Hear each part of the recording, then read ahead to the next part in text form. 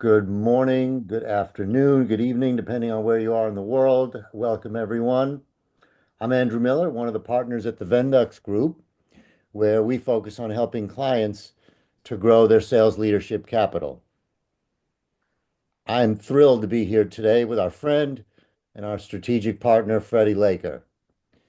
Despite his youthful good looks and energy, he's got an extensive career in media, marketing, digital, consulting, agency work, and truly driving transformation for his client companies. We know that firsthand. And fun fact, he's the son of Freddie Laker of the British airline Laker Airways. So, Freddie, I'm going to let you introduce yourself in a second. A couple of quick housekeeping notes. We're going to keep everyone muted for the duration of the webinar. Then there's a Q&A at the end. You can either use the chat function in Zoom to submit your questions, or feel free to directly ask your questions and interact with Freddie directly. The webinar is being streamed live on LinkedIn, and it's being recorded. The recording will be on our site and on YouTube later, and many of our interactions and views are in the recorded sessions, in fact. Uh, let's jump in. Freddie, it's awesome to have you with us today. Thanks very much for your time. Please just introduce yourself a little bit. Let us know your background, how you got to where you are today, and then we're going to dive into the topic of AI transformation with a particular focus on sales and marketing. Sounds great. Well, good to meet all of you today and appreciate you tuning in. And hopefully, I make this a good use of your time. I'm a lifelong serial entrepreneur. I've been starting in internet related companies since the mid 90s. One of those companies in the around 2013 was an AI company. Back then, we were just calling it large language models or machine learning. And we were actually transforming text-based online news into videos on the fly. I've managed to build sell a couple businesses, which I'm quite proud of. There's only one that failed, but I learned a hell of a lot about this kind of technology back then. So I've been doing this for quite some time. I'm either a CMO or Chief Revenue Officer by trade. I've done quite a few of these leadership roles on the consumer side, but I've also led some pretty significant sales teams. These days, I am a founding partner of a group called Chameleon Collective. We primarily work with private equity firms, helping them work with their portfolio companies, doing a lot of kind of go-to-market focused transformation work. And a significant part of that lately has been really implementing AI technologies. It's something that's becoming part of a lot of private equity firms' playbook. And so the things I'm going to talk about today are not because I've read a great blog post about this or because I watch a lot of YouTube videos about AI. These are really, really practical things that we're going to be talking about. And I'd say that one of the dangers I've seen when people do talk about AI these days, there's a lot of pontificating going on, a lot of hand waving. We've all seen it.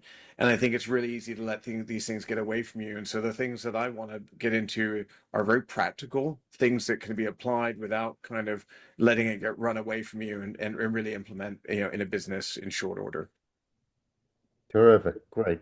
So to that point, I've read numerous comments of yours recently where you're essentially saying business growth and business is entering into a new era where AI isn't just an efficiency tool anymore. It's the foundation of a broader go-to-market strategy, and that in the next 5 years, it's going to disrupt sales and marketing more than in the last 20 years. And leaders who hesitate moving in this direction risk falling behind faster than ever. You also say CEOs and business leaders have to shift from simply funding initiatives to really enabling innovation across prospecting, content, personalization, and workflows. So, with that context, why do you believe that in the next 5 years we're going to see more disruption to growth than in the last 20? That's You Yeah. know, it's a major So statement. I've been giving this chat recently that this workshop, executive workshop I call the new growth imperative. And I love to lead with this subject and I like to debate it with the CEOs in the room. And I always challenge them. I say, do you think that the next 5 years are going to be more disruptive than the last 20 and why? And some people say yes, and some people say no. And when I explain why I think yes, I tend to give this answer. Look, I've been around long enough that I've lived through the last disruption. I was an early internet adopter, which served me very well, and I've been through, the mobile, innovation cycle, the e-commerce innovation cycle, and cloud, and some of the other big disruptions that have happened over the last 20 plus years. Um, what's so interesting about where we're at right now is first off, there's a concept that I'd like to believe the vast majority of you know, but it's about kind of Moore's law and computing power, kind of doubling. Um, right now, GPU power, NVIDIA's CEO recently came out and said we're exceeding Moore's law. So the tech is quite literally, the power is quite literally moving past this doubling. And so the speed of this underlying technology and its power is moving faster, quite literally, than it ever has before. What people don't take into account, though, is how accessible it's been. It's not just AI. It's at the exact same time as AI. There are things like no code platforms out. These are, for those who aren't familiar, these are systems that let you effectively build apps without knowing how to code. There's workflow automation tools that allow you to uh, almost like a WYSIWYG editor, like just kind of create little nodes and connect them together and connect to thousands of applications and interconnect those applications. And these tools are very expensive. I mean, some of them might even be $20 to get in the door at this point. And obviously, I'm being very sarcastic, but the point is there is basically no moat. Things that used to, which a client would approach me for, 10 years ago, where I would have to develop a budget for that would be hundreds of thousands of dollars, literally, are things that you can get from a SaaS tool now for $20 a month, $100 a month. Someone can put these things together over a weekend. The barriers that companies had to protect themselves before, which a lot of times was just frankly scale and money, is getting eradicated by these types of things. So the ability to be disrupted by small players who take, or frankly just competitors who adopt these technologies, is profound. And I think it's scary when I walk people through some of these things in this workshop. I mean, I don't mean to, but I think I scare the hell out of people sometimes, because I tell people, think about what will happen if your competitor implements this and you do not. There's just no way to compete. The sheer scale at which some of these things can do human tasks. Well, you already put the fear of God into me in the last three Sorry, minutes. buddy. So yeah, good. So I don't so mean to, by the way. I don't want to scare people, but it is a little scary. Yeah, no, even for me, you know. we do. We got to face reality. Like everything Yeah. looking ahead seems completely different than when we look in the rearview mirror. So yeah, we got to face this reality. Um, so just some practical stuff. So prospecting at scale. How will autonomous prospecting, if we can use that term, change the way that companies think about sales team and headcount efficiency on the one hand? So that's, prospecting going out. And then conversely, when we are the recipients of prospecting, autonomous prospecting, Mhm. we Mhm. increasingly know or we sense or we feel like, oh, this is not a human that's reaching out to me. This is it's It's it, it AI. it's there's gonna, just like everything, I think, where there's new systems put in place, there'll be some resiliency that we start to recognize. Pattern recognition is the key to that, right? So you start to detect patterns and you become resistant to the effectiveness there. Before I answer that, though, I do want to put one quick note out, and I think this is really important. Um, there are two different camps, I think, when it comes to implementing some of these AI and automation technologies. I think there are companies that believe that You will be able to reduce your headcount, and there will be a massive kind of reductions in headcount and workforce reduction. And I think some companies will implement this, and they will generate significantly more profits in the short term, and they will think that they have succeeded. There will be another group of people who implement these AI technologies and do not reduce their workforce, or if they do, they at least reallocate them or reposition them. And what they will get is a massive boost in productivity. I think people that use it for just cost cutting will profit in the short term and lose a ton of market share in the long term, when the people that effectively turn their company into a bunch of superhumans have 3x the productivity of the people that just use it for cost cutting to maintain the status quo.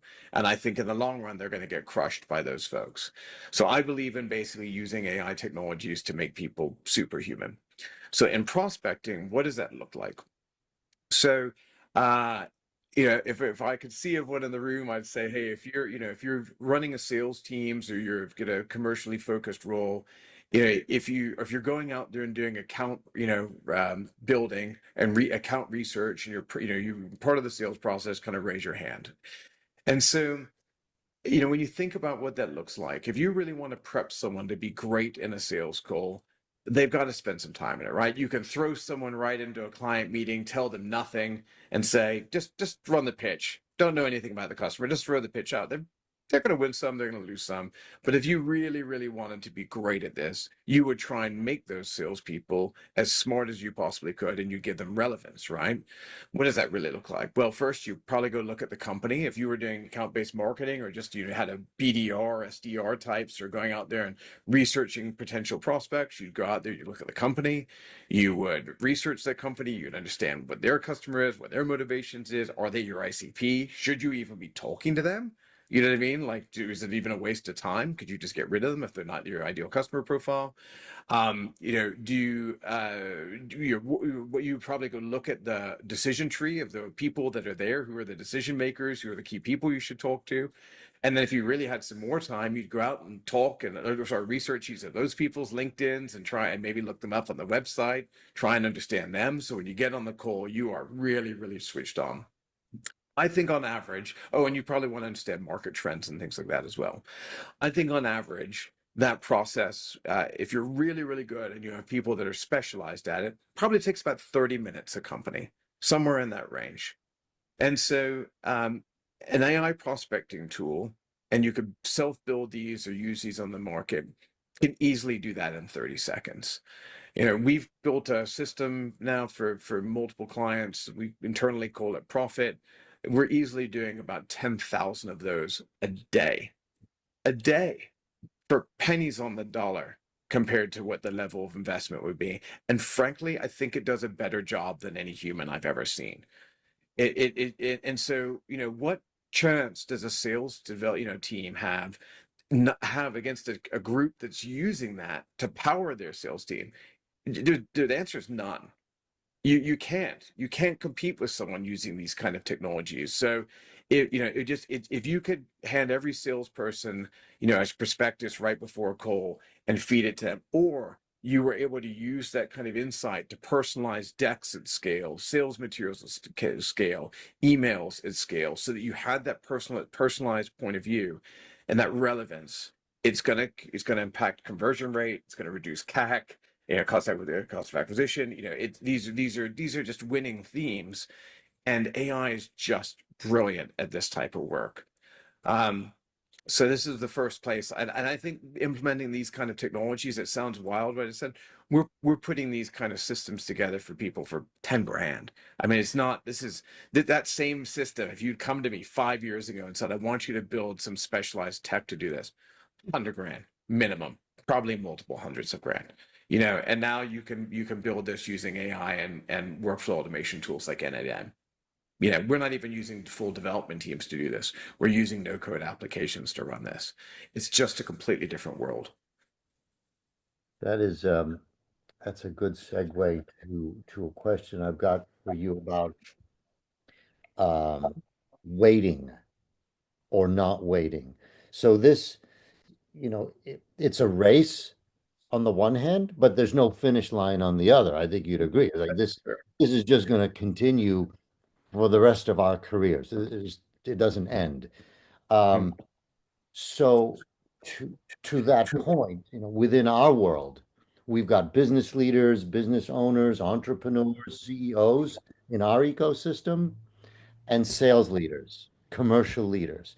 mm, And all of them, most of them have big business decisions to make with resource allocation and funding and where they allocate and when they allocate. So the question is, what's the cost of waiting a mm, bit? We look around and we see our competitors putting in X amount of resources and dollars. mm, Does it hurt to wait a little bit to see mm. how they do, and then follow? Or where, what's your perspective on being in this race, either at the head of the pack without really knowing what's ahead, or just slightly behind and getting a sense of where the race is going? You know, if AI is meant to solve human-like tasks, maybe the best way of thinking about it's the what's the cost of waiting on a key hire you've made. And so in that workshop that I do with CEOs, I always ask them, what's the cost? What's it cost you to wait to make some key hires? Like, think of a key hire you didn't make, and what was the implication of that? And I've heard everything from, $500,000 to one guy told me he missed a hire once, it cost him $100 million. And so, you can have these kind of profound impacts from not having the right people in place, whether that means a loss in market share or a loss in key opportunities, depending on your size of business. I think you can think about most people can quantify this by taking something like this prospecting tool, for example, and say, well, if I could increase my sales by 5% or 10% or whatever in the next year, you can put a monetary amount to that and you can literally go back and equate it. So I think that the problem that I'm seeing with most folks, and I kind of alluded to this when I introduced myself, was that um, there's this analysis paralysis that's happening. There's so much stuff coming out. I mean, honest to God, from the beginning of this call to the end of this call, I could probably get on my news feed and seen a new platform announced. I'm not even kidding. I certainly today, because there's something coming out every day, and it's paralyzing. It's crippling for folks. And so what I've been really stressing to people is this concept of pilots. Just move away for, if someone comes into you and they want to talk to you about your 3-year AI roadmap, or, even at 1 year, just don't. If you're more mature in the spectrum, and some of you are, great, yes. If you're past the pilot stage, great. But too many folks I know they're at what I'm going to call, I say this with a big smile, the fiddling stage. It means that everyone's got kind of a Gemini or a chat GPT account. Yeah, they're mucking around, they talk to it, they ask it questions, they're still at the prompt based stage, but they're not doing like these full workflow automations. And so I recommend that people find a single thing.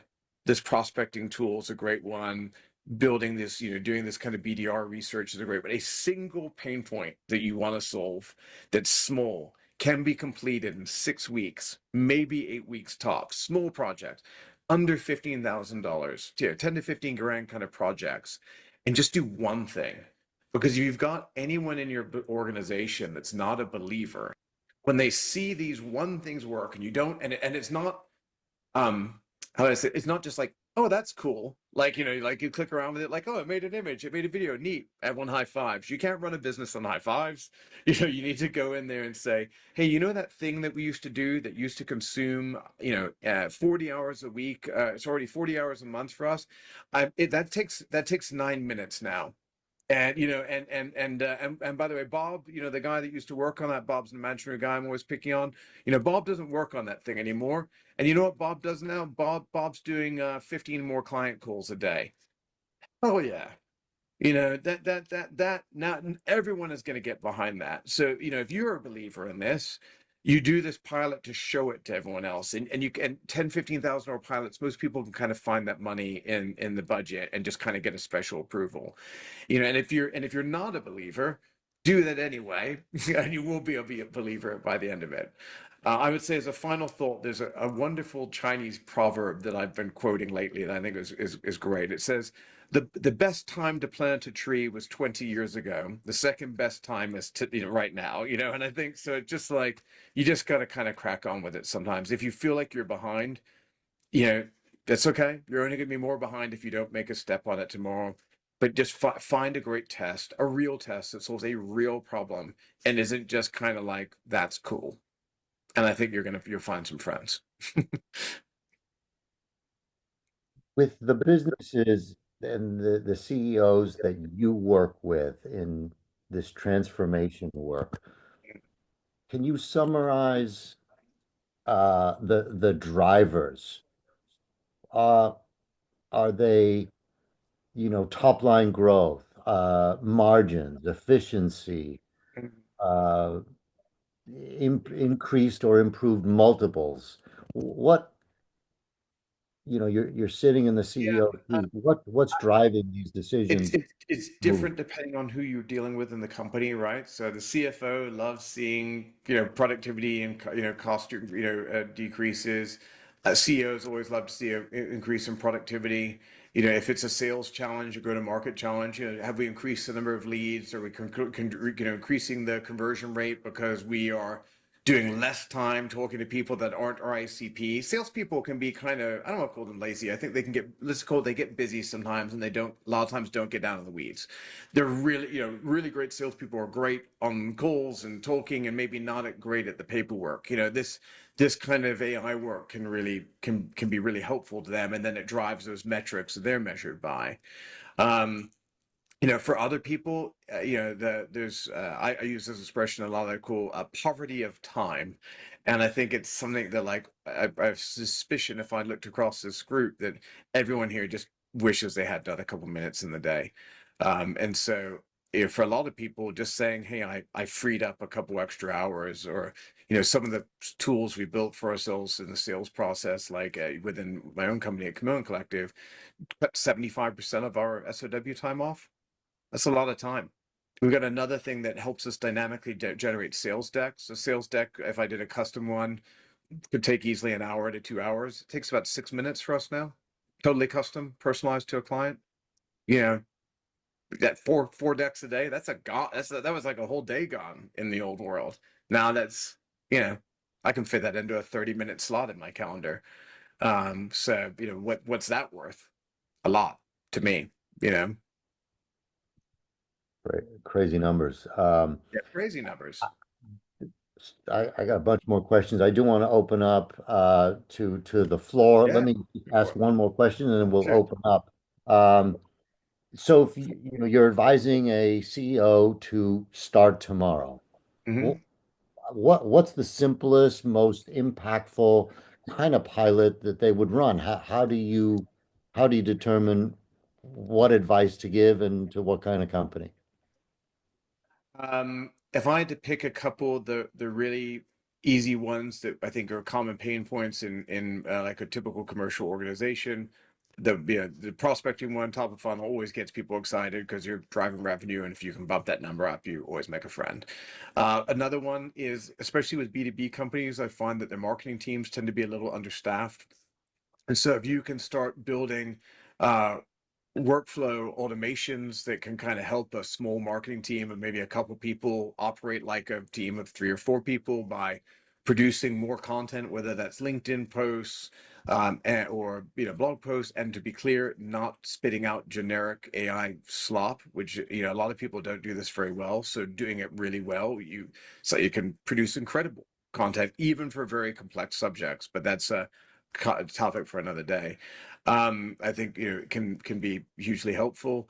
Personalization is another great one. AI is great at this kind of personalization systems. As an example, I like to give. 10 years ago, I guess a little bit longer, when I was, this big digital agency called Sapient. And, people would talk about like website personalization, like landing pages. Like you get to a landing page based on these great underlying technologies. It knows like who you are, maybe by figuring out where your IP address is coming from, and can personalize the landing page to talk directly to your company. That kind of stuff literally was like starting conversation. $250,000 Adobe Experience Platform, stuff like that. That same tool, $99 a month right now. Like, it's insane, so yeah, so I think that, those kind of things. And then the last one, honestly, I'm a huge fan of these workflow automation tools, like make.com or N8N. Microsoft's got one called Power Automate.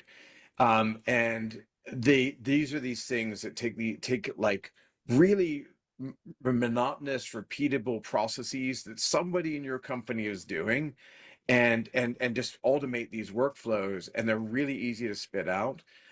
They're actually sometimes not even go to market related. I find that we're able to kind of get together, have a quick, 2 or 3 hour, like, or even a couple hour, like little, mini workshop with an executive team. And it's funny when you start talking to people and you say, what's a job that either you or someone on your team does every week that they should not be doing, or is it better use of your time? Sometimes I remember when we first started doing this workshop, I thought, well, surely I'll write 5 or 6 things up there.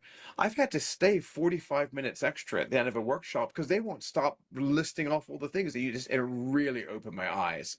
There is a stunning amount of monotonous, wasted work done, whether that's like generating reports that go to your upper management, generating reports that go to leadership, ingesting billing PDFs from the billing team, that just, it's like someone downloads a PDF, they look at it, they pull some data, and they stick it in a spreadsheet. You don't need to pay top folks for that kind of stuff, and they don't want to do it either, by the way. And you know what? They'd much rather there's much more valuable stuff they'd rather do, but a lot of the time that busy work, while it's low value, it's also mandatory. It's like no one likes doing it, but like the business doesn't run if you do it. So AI is great for that kind of stuff. And so I find that kind of stuff, it's like high five. It sounds like we'll pick like the most inane automation ever, but people are literally high fiving in the whole way so that they don't have to do it anymore. It's like, what's that movie Office Space? It's like the TPS reports joke, it's like, it's that, get rid of that kind of stuff. Yeah, the make work projects. Yeah. Uh, Excellent. Let's open up the floor. Please chime in. Either Henning, are there any questions in the chat? Otherwise, feel free to open up your mics and join us in the conversation. Yeah, there are no questions in the chat, and there are no questions on LinkedIn Live either. Yeah. All right, Freddie.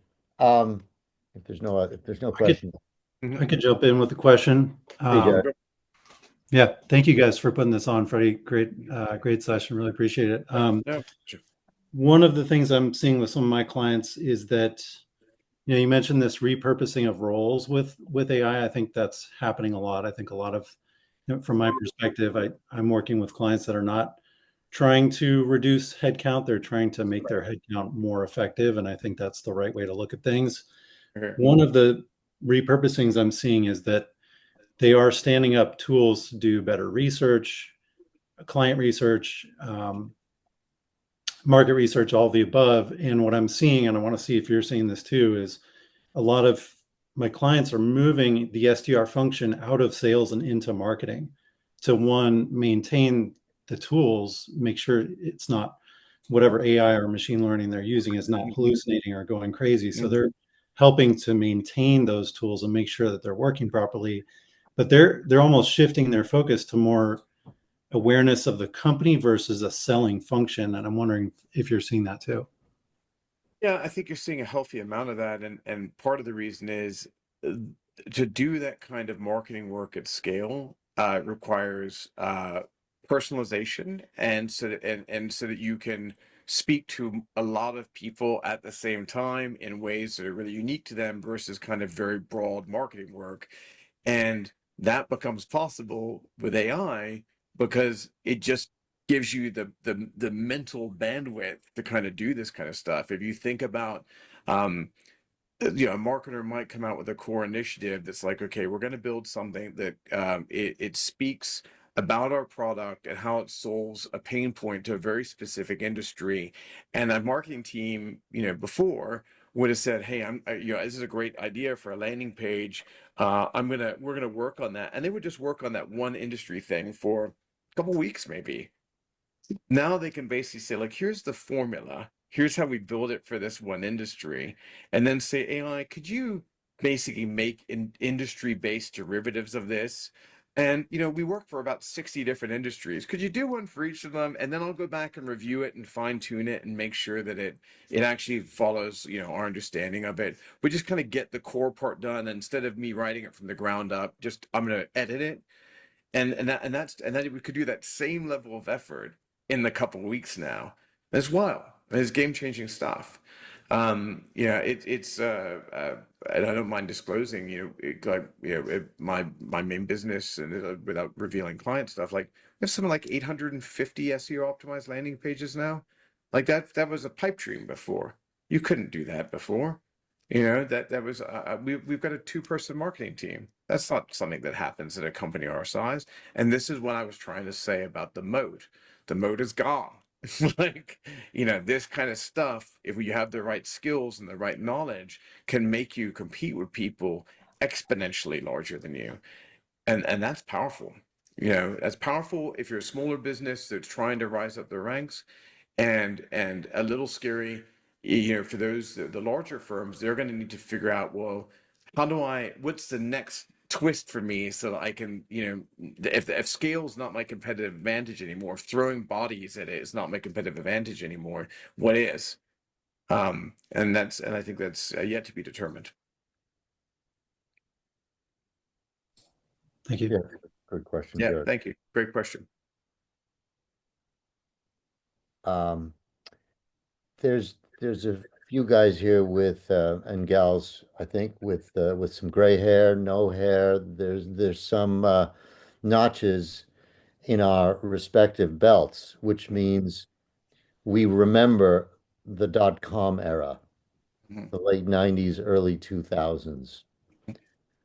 From your perspective, Freddie, and in the spirit of history rhyming, uh, what parallels do you see and do you not see? Yeah. I mean, let's be real that when there was the dot-com bust, there was an overhype in a lot of these companies, and there's definitely some overhype in AI. But you can't say that after the dot-com bust that the internet still wasn't the single most important transformation, the last 20 years. And I think this AI is the next one. So whether there's hype out there or not, doesn't matter. Internet became absolutely pervasive in everything that we did. Everything. It's in my freaking, refrigerator is internet enabled now. Like, it's in everything. And that's where AI is going. And so regardless of whether there's hype, too much hype, there are a bunch of companies out there milking this, where, as a communications person, I've definitely been in meetings with CEOs where they're like, we're talking about how to describe the product. They're like, you got to stick AI in there. Like, you like just stick the word in there somehow, because it's important that they're doing it because they think it's important to their valuations and fundraising and stuff. So there's a lot of shenanigans going on out there, and I think there's a lot of people that said, oh, well, we're gonna turn on we're gonna give all our team members access to AI, and boom, we did it. That's not it either. And I think there's a lot of people who got caught up in again, I've always loved this expression, like, you can't run a business on high fives. There's a lot of people like putting these wild AI ideas in that are really neat. They're very innovative. They may have, but actually, I think the real opportunity is in the least sexy stuff. It's in the things that are super practical, not that hype, not that much to hype about, but that people look at it and go, man, you solved a real pain point for me. And that's the stuff that's going to stick. So again, people are trying it in lots of ways that maybe will work, maybe won't work. They're creating entirely new ideas. Sometimes those things break through and they become these massive unicorn companies. But my recommendation to all the people that are on this call or listening to it or watching in the future is, keep it simple, stupid. If you're trying to implement it in your business, use it where it's going to just drive real value, freeing up people to do better stuff on things that AI is just better at. It doesn't get bored. It doesn't mentally check out, because it's been working on it. It doesn't find a job monotonous and get worse at it over time. I mean, there are certain things with creative people. You have to almost cycle them in different areas just to like make their work still good because they mentally check out. That more monotonous stuff could be greater for a better place for AI, in my opinion. Yeah. Humans should be doing human stuff, and that's where we're going to excel. Yeah, but don't those lines start to get potentially very blurred?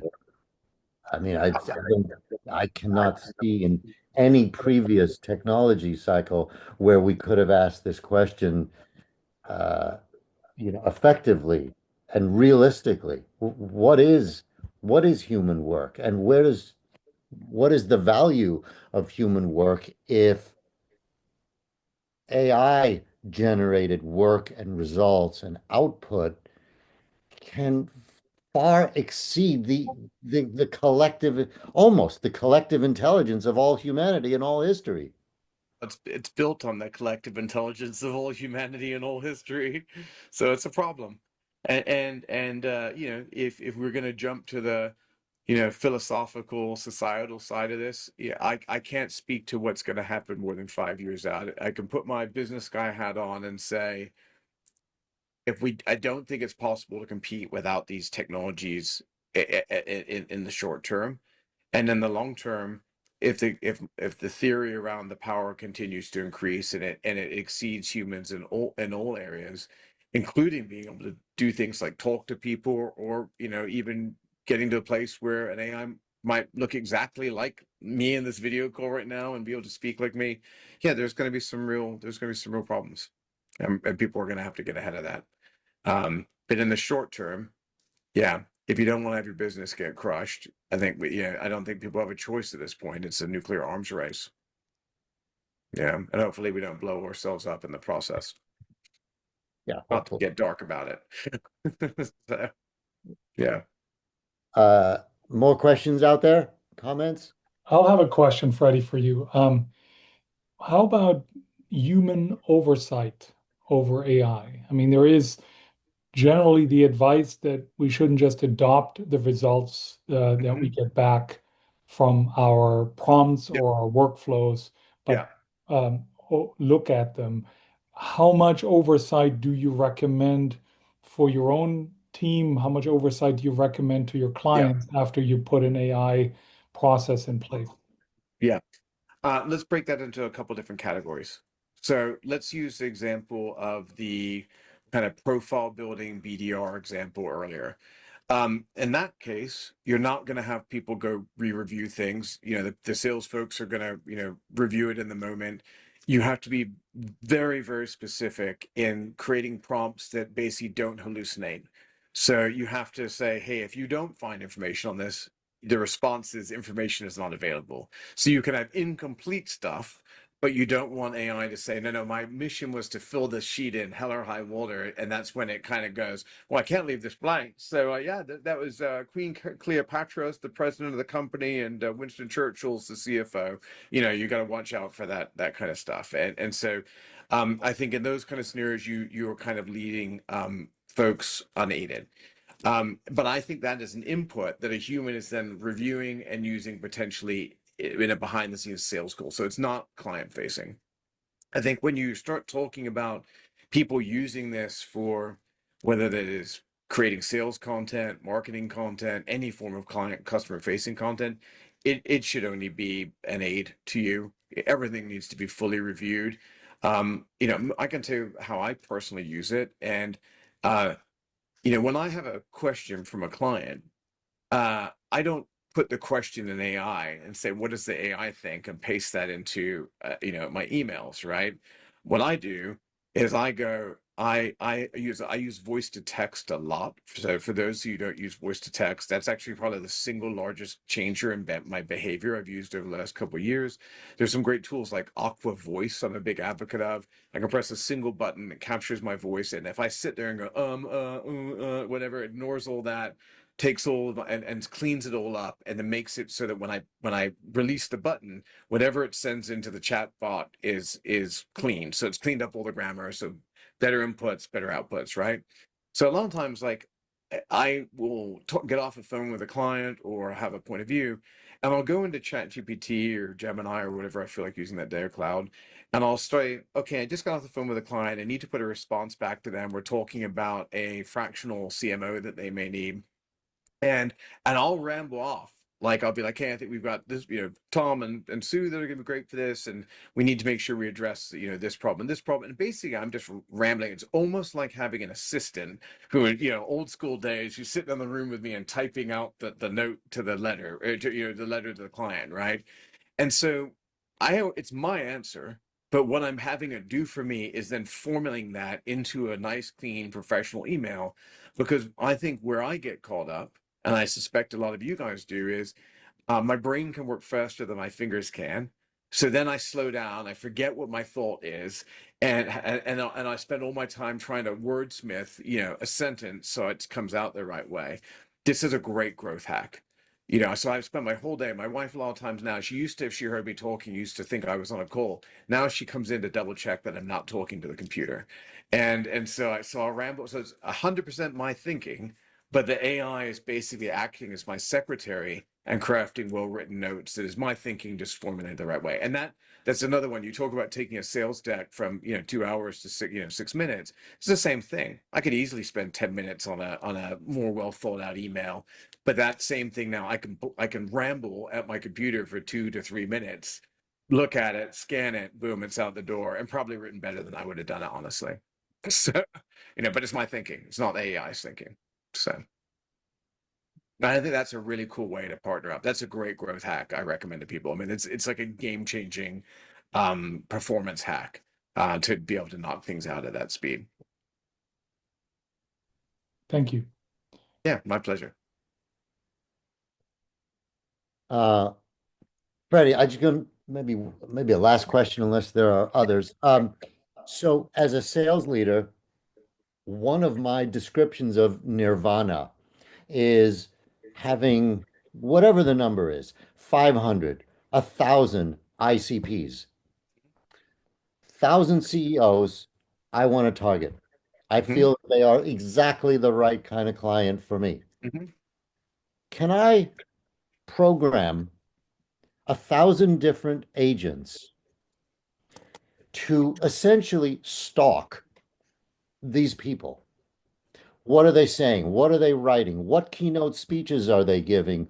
What funding rounds have they just achieved? Hmm. Everything. And then have the agents come back to me on a daily, weekly basis Hmm. and report out based on what I'm looking to sell or the conversations that I'm Hmm. looking to have is 1,000 different agents working with me to essentially inform me how and when and what I should be doing to interact most effectively with those 1,000 prospects. That's Yeah, my description. I'm gonna tell you to think about it in a slightly different way. So when you look at these kind of workflow automation tools that are out there, and people start constructing these systems, the big mistake that I see people do is they think about AI as this all-encompassing kind of, godlike master system that, kind of does everything in one go. And this is when they get these very messy results back because they're trying to get it to do too much. It may have this vast amount of knowledge, but it's not perfect by any standards. What I found is if you think about these AI agents as more like a team of agents, they do much better. Now, what I mean by that is think about it like they're humans for starters. Think about it like humans, and you've employed a bunch of people to work on your team. and you give each of them a very, very specific job, and you make them very, very good at that one job. So, for example, you may be one of them, all it does is goes out and it's an ingestion AI. It goes out there and maybe looks at their website or looks at their social profile, whatever it is, and its whole job is just pulling in information. That's all it does. And it does it well, and it makes sure that it doesn't hallucinate, and it inserts all that in a structured format for you. And then another thing maybe goes out there and all it does is it's a profiler. It looks at that and says, is this my ICP? You know, because you define that, is this my ICP? Is not my ICP? And by the way, good system. By doing that first, it gates all the other work after it, so you don't waste a bunch of money or time talking to people you shouldn't be talking to. So you got one bot and one agent that's just like, is this my client or is this not my client, right? And then another one maybe goes out there and looks at that data, massages it into some insights that are useful to you to help you reach out to that customer based on your business, not some generic, stuff that's out there, to your business, because that's how you create relevance. And maybe another one of those, all it does is look at publicly available content feeds and looks for and because those other things you would do them effectively one time or maybe once a year. The other thing, if you're just trying to stay on top of them, you build a basically like a news alert agent, and its sole purpose is read their LinkedIn and look for mentions of them in the news. Frankly, even that I'd probably make two different agents. One reads news sites and one reads social posts and looks for relevant ideas. And the more narrow you make these, the better they're going to be at it. Again, it's like having a whole bunch of hyper specialists in your office, and you're like, buddy, I don't need you to do any of this other stuff. You're just going to be the absolute best at this one thing. And when you're done with that job, you're going to hand it to the other guy, and then he's going to do something with it. And he's really good at taking that thing you've got and doing something special with it too. So think about it like you've got this, like just SWAT, SEAL Team 6 of all these specialist agents, and they all serve a very specific role. Hmm. Love that idea. Yeah, this is how you get, a lot of people get a lot of, like, they test out AI tools. They're not that impressed. You put generic crap in, you get generic crap out. You say, I couldn't send this to my client. You build a specialist who knows either their job really well or knows your business really well. You train that specialist on your insights. Why are you so good in these calls with clients? Why are you so good at understanding the customer needs? Well, teach your agent that. You know what I mean? Like, brain dump all those little nuances that you have in your head and tell it to the agent, and then make it part of its plan. And it will be as good as you teach it. But if you assume it's going to be on generic, and by the way, generic knowledge, you're going to get the same. And again, I always use this comparison of humans. Like, if I went back and I just brought some guy into the office one day and said, "Hey, mate, you're in charge of this now. Good luck," and kind of wandered off, probably not going to be that happy with his results. But if I took the time to onboard him or her and train them and made sure they understood my business and made sure how they understood how I like to do things and made sure that they understood the way we would do things at our business, and I taught them what worked and hadn't worked for us historically, you're going to get pretty good results. And I think that people just don't take the time to do that. Firms like mine do that for people because they don't necessarily understand how to do that. So along with types of the consulting work that we do these days is like, well, I'll come in, I'll talk to you, and I'll extract all this kind of knowledge from you, and then we'll help you train them. And then what I find is that once people have done it once or twice, like, I get it now, and we don't need you anymore, and that's fine. Good, but let me show you how to do it the right way the first time, so you have a success story. Hmm. There's no liberal arts AI agents. Maybe you trained them. Okay, excellent. Um, we are bumping up against time. Uh, Freddie, just any parting words of wisdom? How do people get in touch with you if they want to follow up with you separately to have a conversation? Well, it's the floor is Well, yours I to close up. appreciate everyone's time today. So thanks for tuning in. If you want to get a hold of me, my email is Freddie, Freddie, @chameleon. CHAMELEON.co, not .com. So you can reach me there, or hit me up on LinkedIn. I'm a very prolific poster, not AI for the record. And so you can find me at linkedin.com/IN/Freddie Laker. And that's FREDDIELAKER. Freddie, total pleasure. As Yeah, always, great to always see fun to hang you. out with Really, really appreciate your time and insights. Lots of good food for thought. you. Um, Thanks very much. Talk to you soon. Have a great rest of the week, everybody. Thank you for being Thanks, here everyone. and for your participation. All Cheers, the everyone. best. Take See care. see you next Bye-bye. See time. you later. Thank Thank you. you, gentlemen. Bye.